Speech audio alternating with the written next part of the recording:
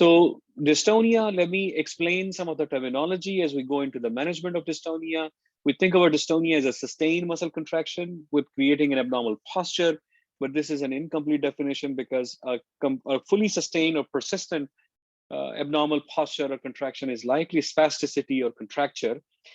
So a dystonia is much more flexible or fluid and dynamic and comes and goes and varies throughout the examination. So one way to look at dystonia is by describing its characteristic using this FAAN and Jankowitz approach of movement disorder description. So immediate impression, you're looking at dystonia, it's usually arrhythmic.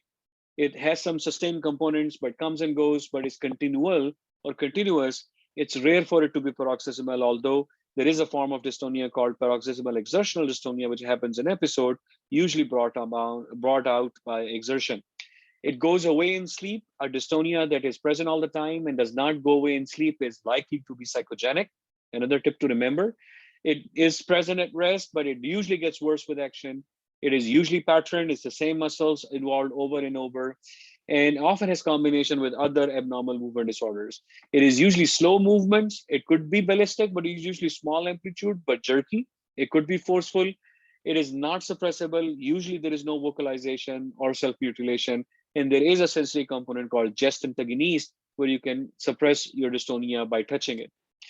It could be a subtle presentation. So an isolated head tremor is dystonia, cervical dystonia until proven otherwise, with or without posturing. It could be as subtle as excessive blinking that is going to the ophthalmologist for dry eyes.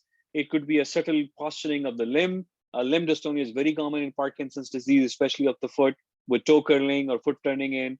It could be a jaw dystonia, either jaw opening or jaw closing,